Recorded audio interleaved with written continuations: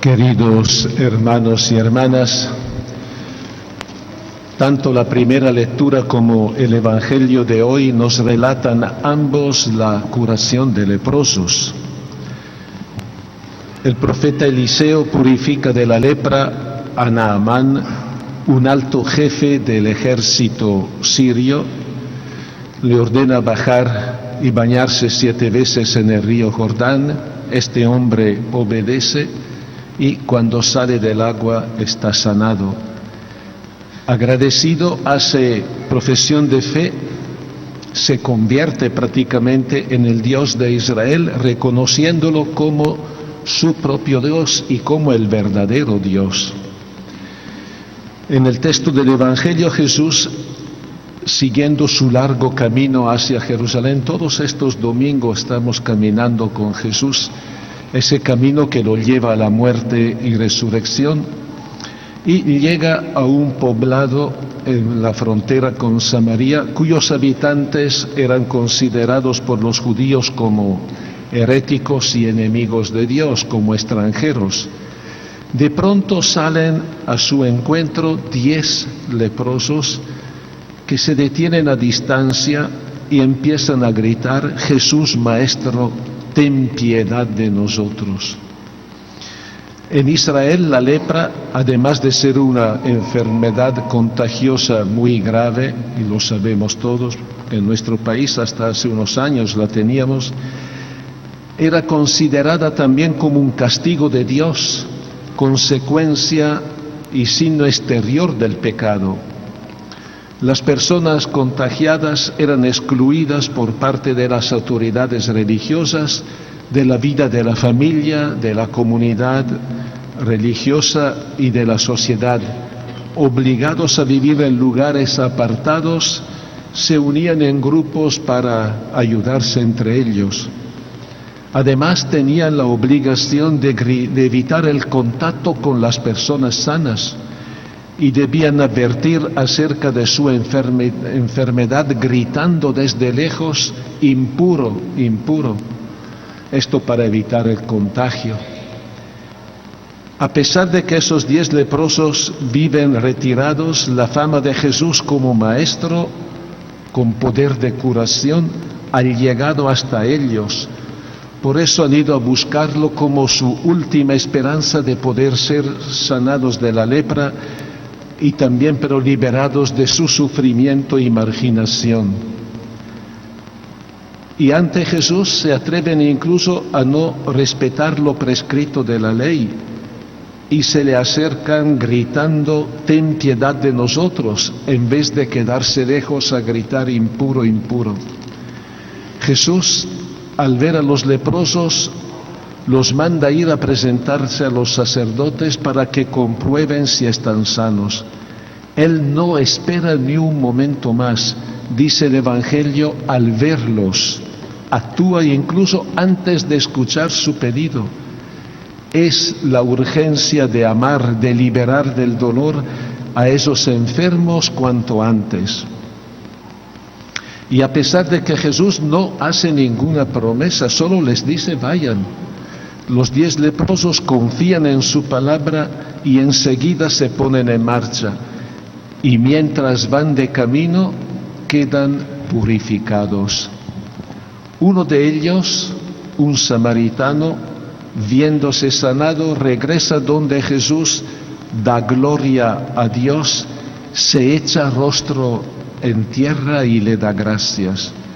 Este gesto es mucho más que expresión de agradecimiento por el milagro, es un acto de fe en la acción misericordiosa de Dios y un reconocimiento del poder divino que a través de Jesús ha actuado en su persona. Reconoce que solo por Dios queda sano. Jesús pregunta: ¿dónde están los otros 9 que han quedado sanados? Extrañándose porque nadie más ha vuelto para agradecer a Dios. Y su sorpresa no es tanto por la falta de gratitud, también esto claramente, pero sino sobre todo porque no han reconocido la intervención de Dios en su curación. Al contrario del extranjero, que sobresale por su cualidad humana al manifestar su gratitud y su fe en el Señor. Levántate y vete. En varias oportunidades Jesús, al momento de sanar a enfermos o incluso de volver la vida a muertos, invita a los beneficiados a levantarse, a salir de la situación de prostración, desesperanza y muerte, para que se pongan en marcha hacia la vida plena y a la acción con esperanza y optimismo. En esta ocasión también impulsa al leproso a dejar atrás el pasado, a ponerse en camino para integrarse con nuevo ardor y energías a sus ocupaciones cotidianas en el seno de su familia y de la comunidad. En estos dos milagros, un aspecto a tomar en cuenta es el hecho que tanto Naamán como el samaritano son extranjeros, a indicar que Dios no solo ofrece la salvación a todos sin excluir a nadie, sino que de manera particular manifiesta su amor y misericordia hacia los excluidos, los marginados y los pobres, que son representados aquí por esas dos categorías, leprosos y extranjeros. Y otro aspecto a remarcar es la fe en Dios de los dos extranjeros. El mismo Jesús pone en evidencia esta actitud del samaritano: tu fe te ha salvado, de manera que no solo ha sido curado como los otros 9 leprosos, sino que ha recibido también el don de la salvación. Tu fe te ha salvado, no solo sanado. Este hecho confirma el dicho popular: la fe hace milagros. A veces lo escuchamos entre nosotros.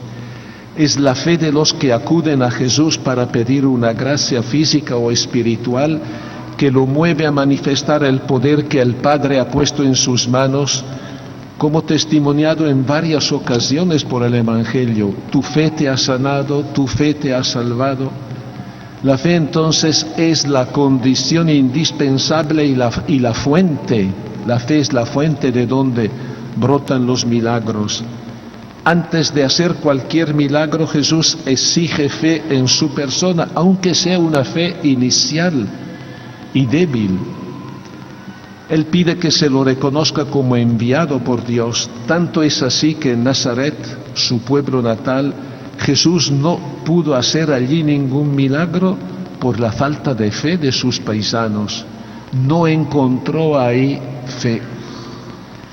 Jesús no hace entonces prodigios para despertar la fe, aunque también es cierto que estos ayudan a que crezca la fe en Él. Tampoco hace un milagro por el milagro en sí. Siempre Jesús busca el bien superior, manifestar e instaurar el reino de Dios, la buena noticia de que el Señor quiere la salvación integral de la persona, del ser humano.